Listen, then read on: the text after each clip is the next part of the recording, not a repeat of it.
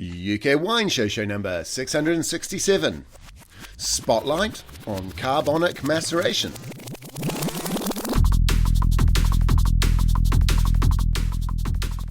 Hello and welcome to the UK Wine Show. My name's Chris Scott, and on this week's show we're going to have a little bit of a deep dive into carbonic maceration. As you know, I've been recording these. These are going to go up on our WSET Level 3 podcast in the next wee while. So I'm recording these fairly technical podcasts. Most of them have been grape-based, and to be honest, I was going to do one on Gamay. But by the time you get into Gamay, there's not a lot there, and there's a huge amount on carbonic maceration. And Gamay and carbonic maceration, particularly in Beaujolais, you see a lot of it. So I thought I'd cover Gamay a little bit and Beaujolais a little bit under carbonic maceration. We're going to look at the different types of carbonic maceration, how they change the wine, where they're used in the world, special emphasis on Beaujolais, but to be fair, premium Pinot Noirs use this method as well, so it's used probably more than you realise. We'll also talk about the intricacies of different carbonic macerations if you come to a wine tasting exam. Because I'm putting this content forward mainly to help students with their level 3, you need to think about carbonic maceration a particular way in the tasting exam. So we're going to cover how to look at it from that point of view as well. Hope you guys have had a good week. I've had an okay week. My Instagram with Mouse and Grape got postponed to Tuesday this week. Jessica, the lady who I was going to do it with, couldn't make it on Thursday. So 8 o'clock Tuesday, and I will be there. Okay, let's get into the news with Jane. Cheers, Chris. Well, first up this week, Treasury Wine Estates, the owner of Penfolds, has used its more experimental brand 19 Crimes to launch a hard seltzer. A popular US beverage, seltzers are made of water, alcohol and flavourings. And they've been growing strongly in the United States and have recently been expanding into the UK. 19 Crimes has been one of the more innovative wine brands, launching an augmented reality app, adding flavourings to their wines, and even creating a 19 Crimes wine with rapper Snoop Dogg, and now it's crossing over outside of wine. Ben Blake, the head of marketing EMEA at Treasury Wine Estates, said this is a first for Treasury Wine Estates as we launch a seltzer under the disruptive 19 Crimes brand. The brand will continue to push the boundaries of the traditional wine category to appeal to a younger demographic by igniting their sense of discovery through the introduction of different products and flavour profiles. A couple of months ago, when 19 Crimes launched their flavoured wines, I was like, okay, this is a little bit different. Normally flavoured wines sell at an entry level, and they were trying to sell it at a more premium price point. But I bet the marketing team are having an absolute ball at Treasury. For a big company like Treasury, they appear to be quite nimble. I do think I need to talk to them about this. They are based in Twickenham as well, so it's just down the road. What's the next story, Jane? Well, as England comes out of the enforced lockdown rules on the 19th of July, that's Monday, the change of rules will mean that pubs and bars will be able to freely operate without any restrictions. Meantime, Wales will be moving to alert level 0 on the 7th of August, which will remove restrictions on the number of people who can meet up. Scotland will also have their so-called Freedom Day on the 9th of August. Those restaurants, bars and pubs that have survived the COVID onslaught will hopefully be able to move back into a more normal and profitable business position. I think we're getting to the end of the acute stage. We'll have another year of higher deaths and symptoms, but the Boris Johnson government in the UK seems very keen for the pandemic to change into an endemic state, where we need to learn just to live with it. The most compelling argument I've heard for this so far is, if not now, when? Not a great argument, but still, we know that August is a low infection rate in the UK because it's summer and people are on holiday, so probably worth a crack. We also know last year the infection rate came roaring back in September, and we're being told to expect a pretty bad flu season this winter, so bit tough, but probably worth a crack. What's the last story, Jane? Finally this week, two of Saint-Émilionn's top-ranked wine estates, Cheval Blanc and Ausone, say they are leaving the appellation over concerns that changes to the ranking system are not in their best interests. Every 10 years, Saint-Émilion goes through a ranking process that ranks wine into 3 classifications. These are Grand Cru Classé, Premier Grand Cru Classé B, and the top-ranked Premier Grand Cru Classé A. In the past, the classification system has led to tantrums and lawsuits amongst producers. Changes to the process have been designed for the 2022 review to increasing the objectivity of the selection process. This has meant opening up who can apply to be a judge, increasing the emphasis on blind tasting from 30% to 50% of the final grade, and using marketing metrics to understand the brand's power and decreasing emphasis on things that can be readily associated with a particular wine, such as reducing the emphasis on its terroir. That's all in the news this week. Don't forget to check out our stories on our website at 3050.co.uk, and you can follow us on Twitter and Instagram at 3051. Super premium wines sell on the power and reputation of their brand. So leaving an appellation will result in some of the marketing support they get for being part of Saint-Émilion. But if you look just over next door at Pomerol, Petrus has never been officially classified and is generally considered a very, very good wine. So they will be able to survive and they may flourish outside the system. The TIF itself is pretty obvious.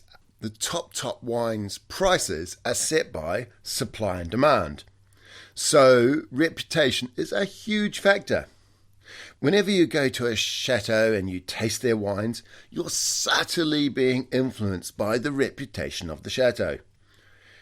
Now, I don't care what people say. You know, you'll hear wine journalists go, oh, yes, we go to the chateau, but I'm tasting them in a very neutral way. That is not true. Everybody is influenced by cues the whole time. Blind tasting removes that, and the wines have to stand up on their own 2 feet. They do look at the last 15 vintages, so they go back a fair distance. But if you're removing the reputation from the assessment, then the wines will still be very good, but they may not stand above the others. And also, as part of the assessment, they're looking at your brandability through things like marketing metrics. And that gives high quality, forward-focusing producers opportunities. If you've got a dominant producer whose reputation is so strong, it's very hard to break through. Whereas if it's just looking at the quality of the wines and how they position themselves in the market, then it gives people a chance to come through. I don't think Cheval Blanc or Ausone are worried about being downgraded. I think it's likely that the quality of the other wines may be recognised and results in more people being elevated to their level. I think this will result in the number of top quality wines in Saint-Émilion going up, and Cheval Blanc and Ausone's exclusivity might suffer a little bit. It looks like these guys have chosen to bail out of the top before the top gets rather busier. Okay, let's get into the main part of the show, which is the spotlight, and this week we're looking at carbonic maceration. I will be going back to normal interviews for a period, and we'll just interchange between spotlights and normal interviews over the next 2 or 3 months until I get everything covered that I need to. Right, let's get into it. As I said at the top of the show, we're going to be looking at carbonic maceration, the different types of carbonic maceration. There's 3 types, but quite often it's better to think of it as 4 different types. How they change the wines, and where in the world those wines are made. Obviously, Beaujolais is particularly important for that. We're also going to look at some of the intricacies of how you would taste a wine with carbonic maceration blind and what to think about for those wines. Right, let's get into Spotlight on Carbonic Maceration. The spotlight is on carbonic maceration. Carbonic maceration is a wine-making technique typically used to make low-tannin wines, quite often with distinctive flavours: strawberry, red cherry, banana, cinnamon, bubblegum and kirsch. It's quite often used in Beaujolais, but it's also widely used in a number of regions for different reasons. The key thing about carbonic maceration is that it relies on a process known as intracellular fermentation. Normally, the cells in a grapevine do what's known as aerobic respiration. That is, they get their energy by breaking the sugar molecules in the presence of oxygen. However, if the oxygen isn't around, they can still access energy in the sugar molecules, but now they're doing it in an anaerobic process. And this anaerobic process in the cells of the grape results in sugars being broken down and converted into alcohols. Normally, cells would much rather do aerobic respiration than anaerobic respiration. However, if you can create an environment without oxygen, they will do this conversion and create alcohols inside the grape. And as I say, it's called intracellular fermentation. During the process of intracellular fermentation, flavors and flavor precursors are created. And as I said, they're flavors like strawberry, raspberry, cherry, banana, bubblegum, cinnamon, and kirsch. Now, kirsch is simply a spirit made from morello cherries. And I usually think of it as a slightly confected flavor. In fact, a lot of wines that undergo carbonic maceration often have a slightly confected, artificial flavor to them. Not only do flavors and precursor flavors get created during the process of intracellular fermentation, the color from the skins leaches into the grape juice, turning the grape juice red for a red wine. And typically, intracellular fermentation is only carried out on red grapes.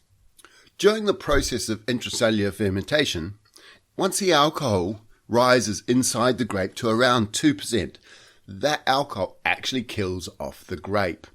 Grape cells aren't particularly well adapted to high alcohol levels, and they tend to die out if it gets too high. Also, at around 2%, the grape skins themselves will start to split open, and the juice and the flesh from the grapes will come out of the grape.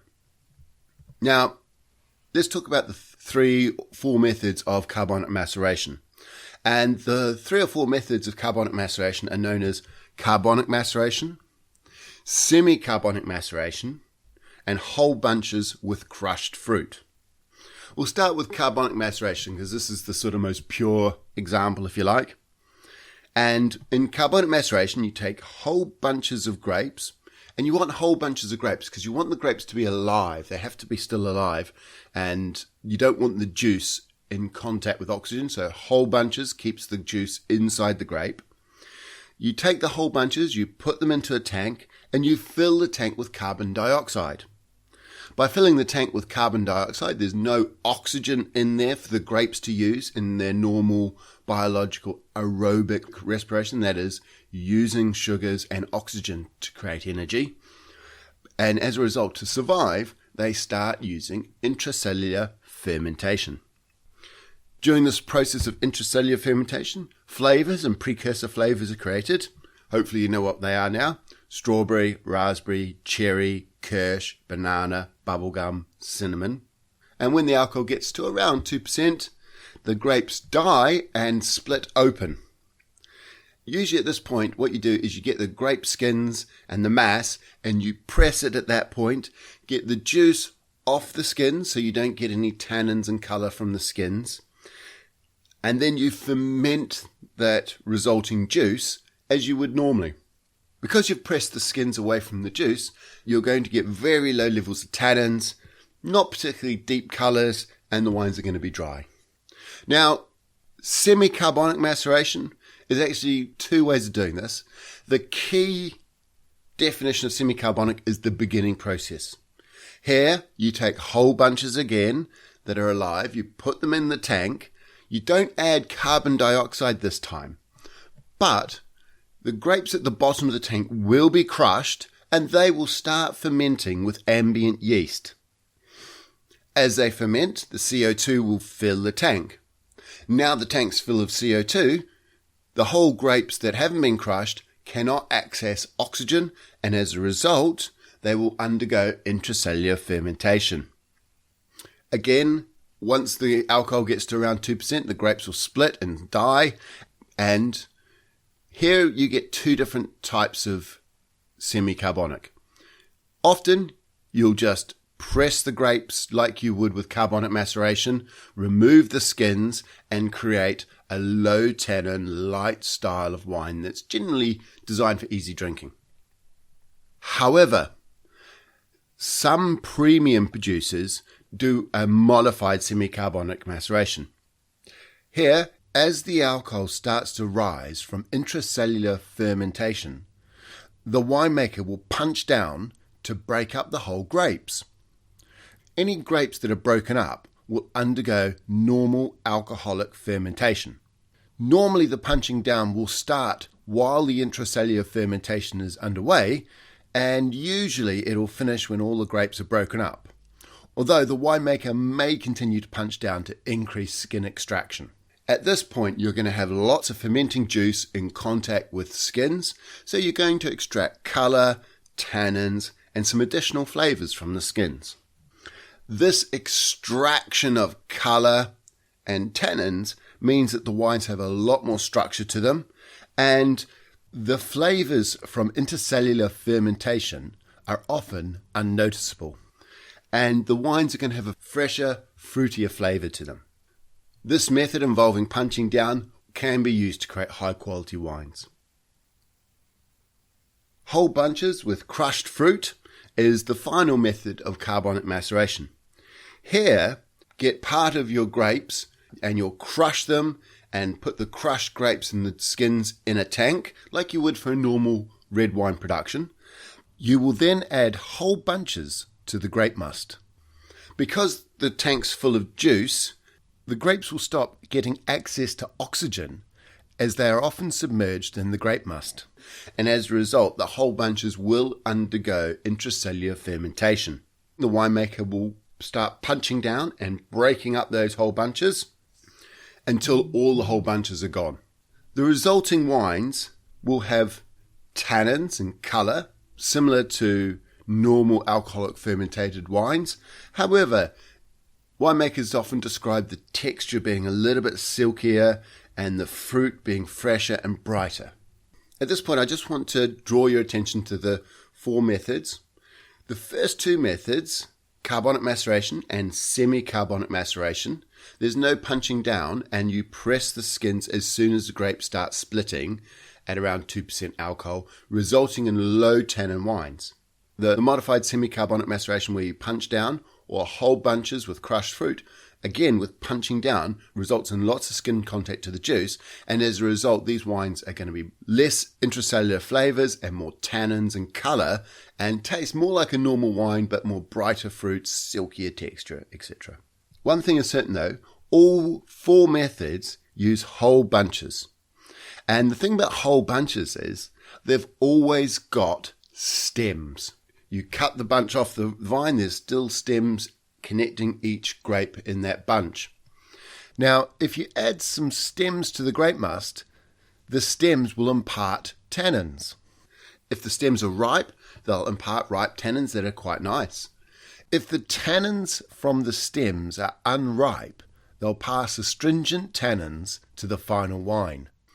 Some grape varieties tend to get quite ripe stems. Pinot Noir, Gamay, they're all okay.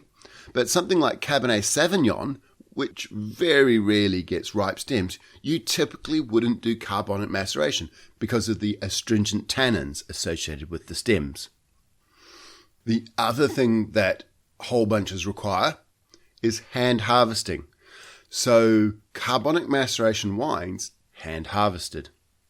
Now this is quite surprising because people often think of hand harvesting as being quite expensive compared to machine harvesting. Right, let's have a look at who uses this technique around the world. And it's used a lot in Burgundy. Premium Pinot Noirs from Burgundy use semi-carbonic method with punching down to create brighter, fruitier wines.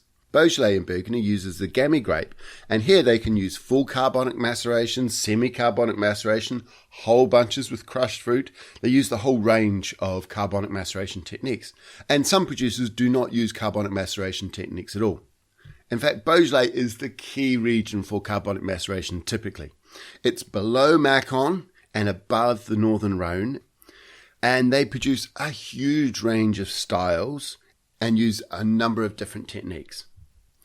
If you look at Beaujolais as a region, you've got 3 quality levels. You've got Beaujolais Village, and Beaujolais Crus. Now, Beaujolais itself, just straight plain Beaujolais, can be made in 2 flavours. You can get Appellation Contrôlée Beaujolais, or you can get Beaujolais Nouveau.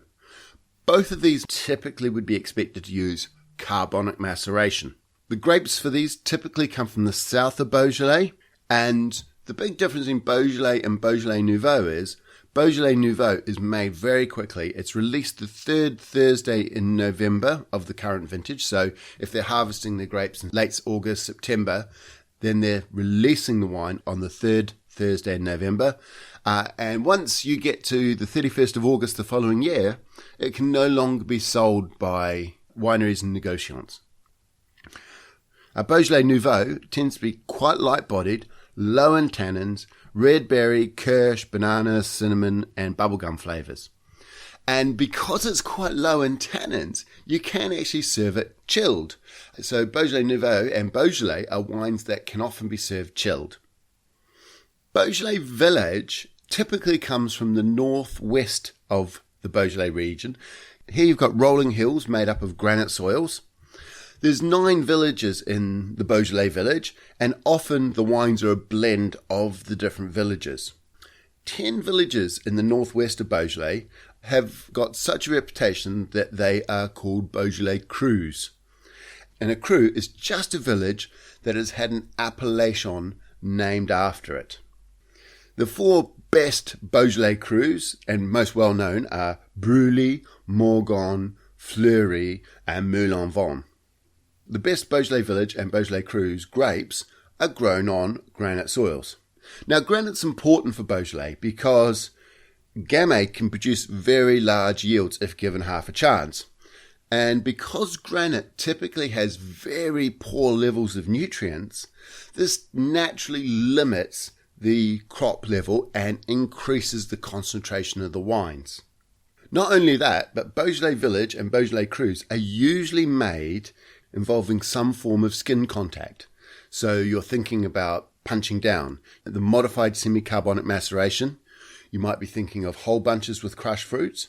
Or sometimes in the Crus case, they won't use carbonic maceration at all, and they'll just make a very nice wine using typical red wine making techniques. The key thing here is because the wines have got skin contact, you're going to expect some tannins, and medium levels of tannins are quite common. And the key thing here is normally a lot of wines made using carbonic maceration do not age. If you get noticeable bubblegum, banana, kirsch-like flavors in your wine and very low tannins, you would not typically expect those wines to age. They wouldn't typically be age-worthy wines.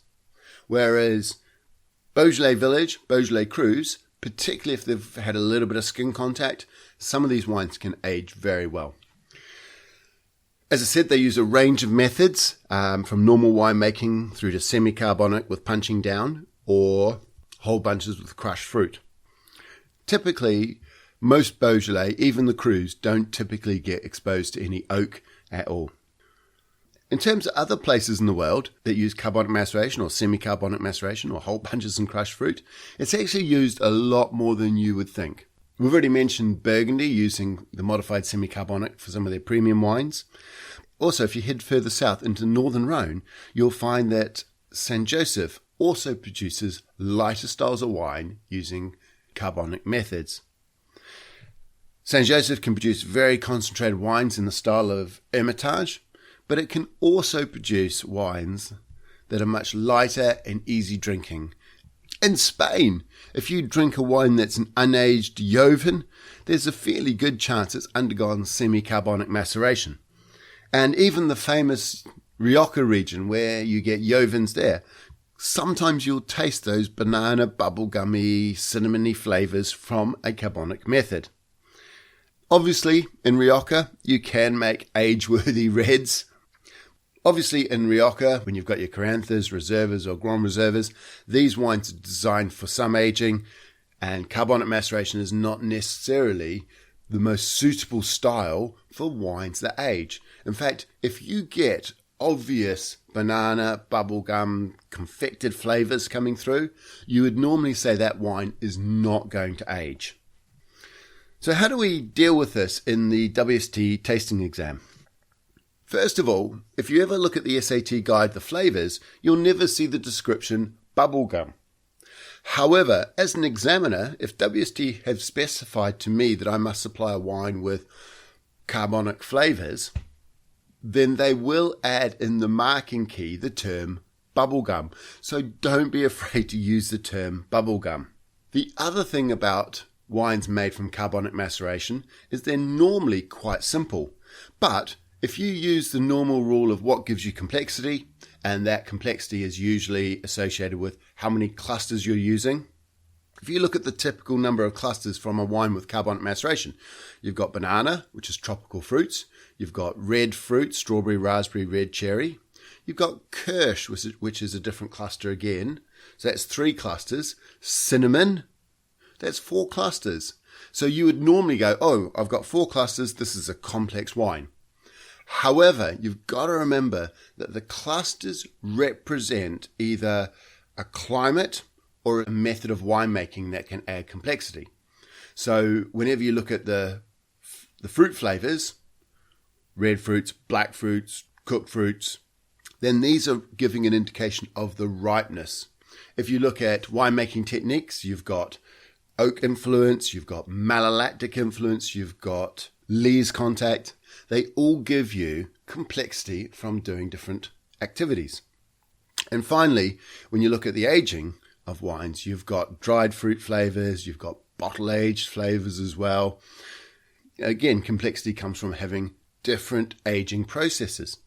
Well, carbonic maceration produces a range of flavors that span lots of different clusters, but they're coming from a single winemaking process.